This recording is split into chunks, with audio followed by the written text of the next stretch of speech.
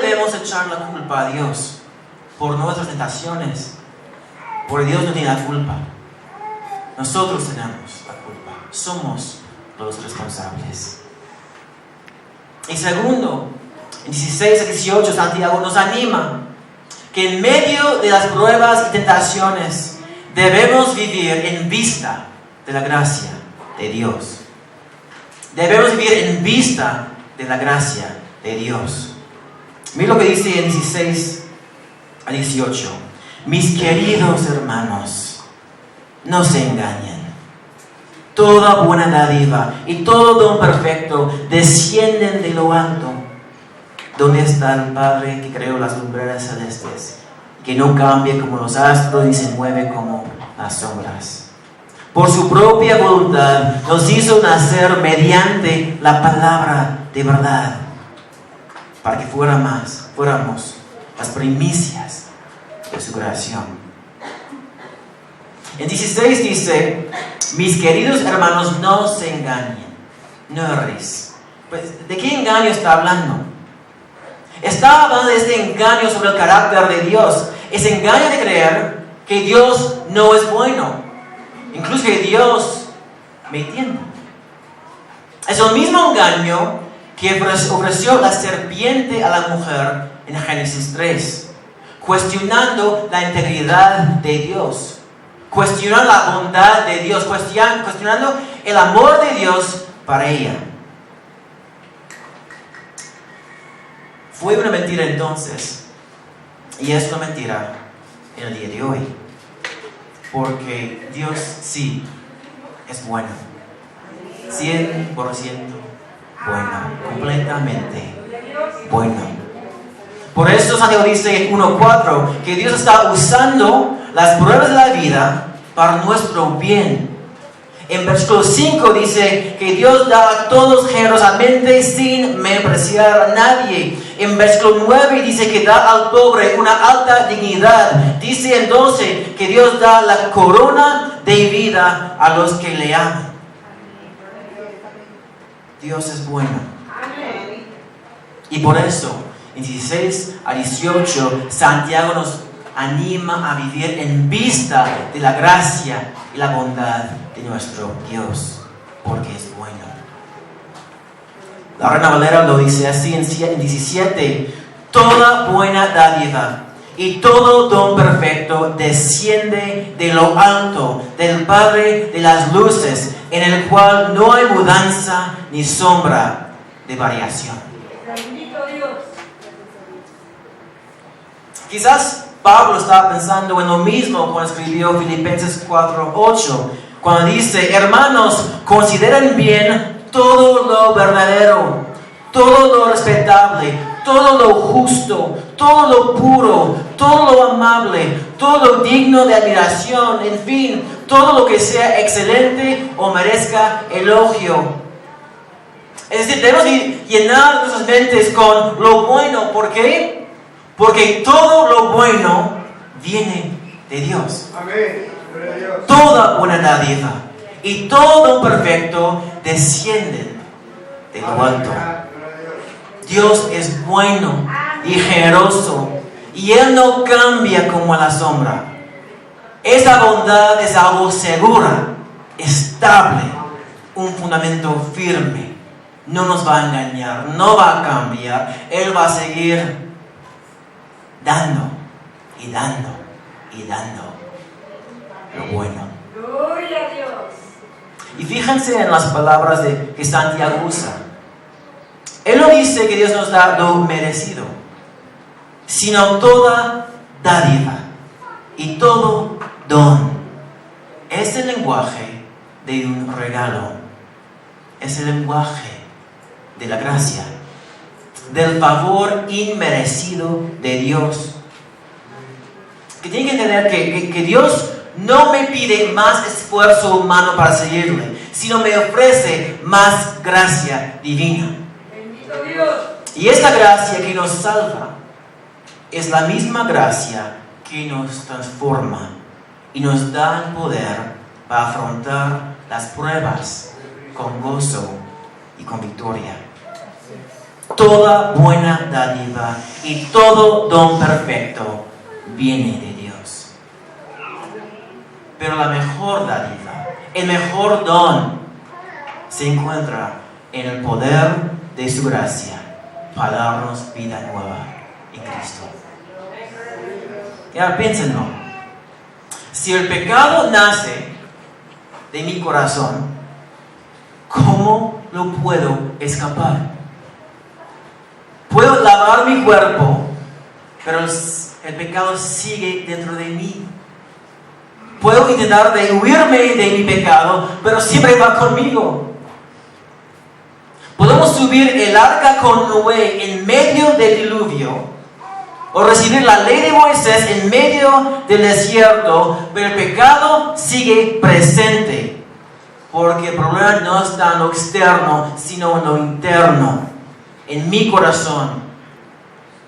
Sin Jesús estamos esclavizados por nuestros propios malos deseos. ¿Y cómo puedo escaparme de mí mismo? ¿Cómo puedo salvarme de mí mismo? Como grita Pablo en Romanos 7:24, soy un pobre miserable, ¿quién me librará de este cuerpo mortal? Estoy atrapado, no puedo cambiar. Y es así. No podemos cambiar nosotros mismos. Es imposible. Pero en la gracia de Dios, por medio de su evangelio, Dios sí es capaz de cambiarnos y de salvarnos.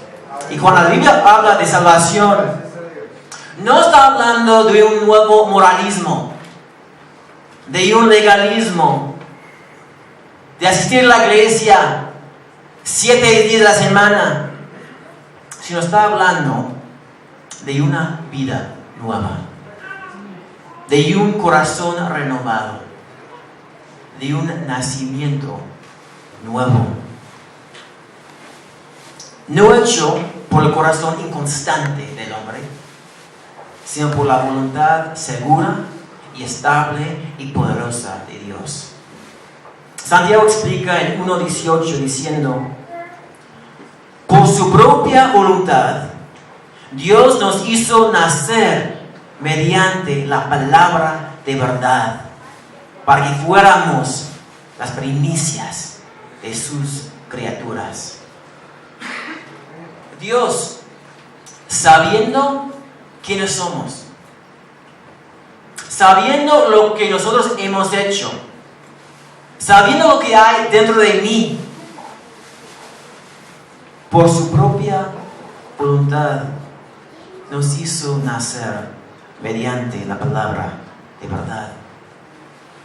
No sé si han notado el contraste. En 15 dice que nosotros damos a luz a ¿qué? A la muerte. Pero Dios ha dado luz a nosotros, ofreciendo una vida nueva a cada hombre y cada mujer y cada niño y cada niña que confía plenamente en Él. Nos ofrece libertad. Libertad del pecado, libertad de la muerte, libertad de nosotros mismos. Y sin esta vida nueva no hay salvación. Como dice Jesús en Juan 3:3, de veras te aseguro que quien no nazca de nuevo no puede ver el reino de Dios. Y ese nacimiento que da vida a nuestros corazones muertos no ocurre por medio del misticismo, ni por medio de los santos, ni por medio del moralismo, ni por medio de la psicología, ni por medio de la tradición, ni por medio de 17 años de existencia como iglesia. Solo ocurre mediante la palabra de verdad, que es el mensaje del Evangelio. Pedro lo explica así, 1 Pedro 1:23 dice: ustedes han nacido de nuevo, no de simiente perecedera, sino de simiente imperecedera, mediante la palabra de Dios que vive y permanece. Y habiendo nacido de nuevo, Dios nos hace parte de un nuevo pueblo, las primicias de un nuevo reino de justicia y esperanza en Él. Como dice Pablo en Colosenses 1:13, Dios nos libró del dominio de la oscuridad y nos trasladó al reino de su amado Hijo, en quien tenemos redención, el perdón de los pecados. La Biblia deja claro que sin Jesús éramos muertos en nuestros pecados, no enfermos, no malitos. No hacía falta un poco más de educación, una palmada más, unos estudios más, un cambio de ropa. Dice que éramos muertos en el pecado. Y un cadáver no puede hacer nada para salvarse, ni limpiarse, ni cambiarse. Por eso necesitamos la gracia. Por su propia voluntad Dios nos hizo nacer mediante la palabra de verdad. ¿Y qué es esta palabra de verdad? ¿Qué es este evangelio? Porque muchos, incluso los cristianos, no entienden el evangelio. Ellos creen que si leen la Biblia más, si oran más, se asisten a la iglesia más, que todo va a cambiar. Pero todo eso es bueno, pero es externo. Lo que necesitan es un cambio de corazón. El evangelio, pues se puede hablar años sobre lo que es el evangelio, porque comienza en Génesis 1, termina en Apocalipsis y sigue hasta la eternidad. Pero lo más sencillo, el mensaje del evangelio es lo siguiente: Dios, sabiendo la maldad de nuestros corazones, sabiendo que éramos esclavos del pecado, enemigos de Dios, bajo la ira justa de Dios, merecedores de la muerte, sabiendo todo esto, que Dios nos amó tanto, que envió a su propio Hijo como nuestro sustituto, para vivir la vida justa que nosotros no pudimos vivir, para morir la muerte que nosotros merecimos morir, y para vencer la muerte que nos ha esclavizado desde el comienzo con Adán y Eva. Y este Jesús, levantado, resucitado, victorioso, ofrece su justicia y su victoria a todos los que confían en Él.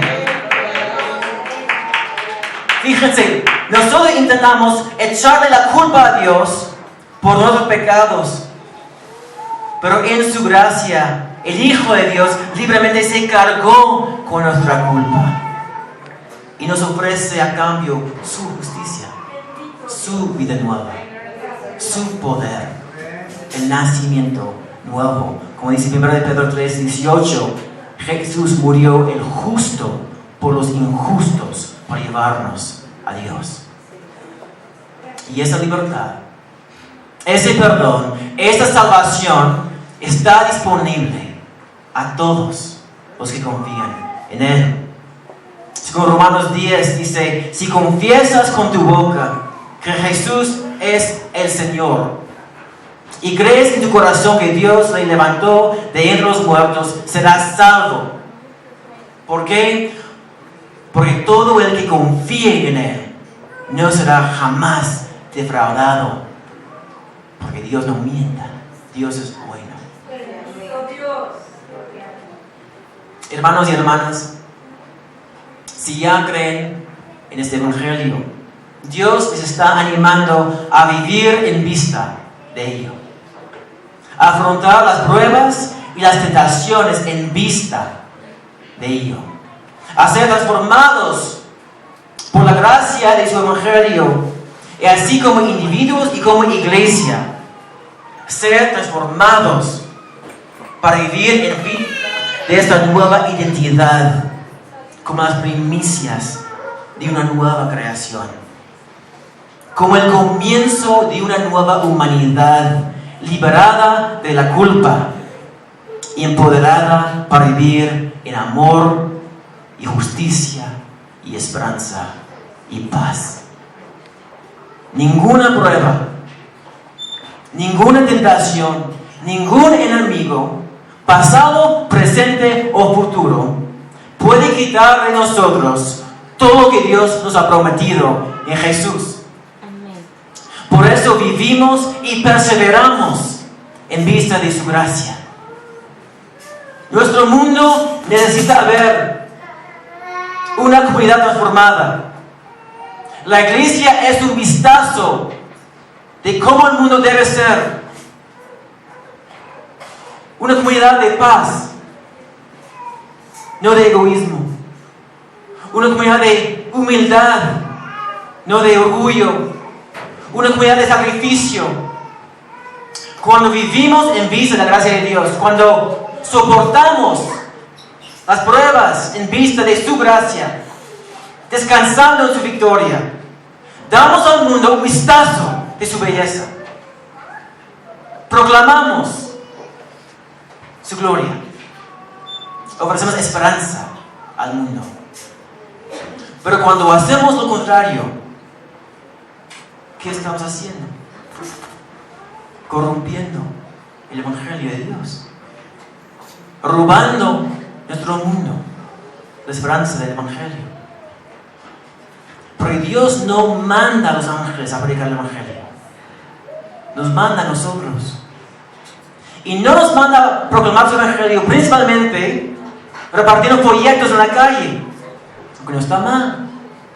Nos manda a vivir su Evangelio en el día a día, amando al prójimo, perdonando al enemigo, buscando la paz en cada momento.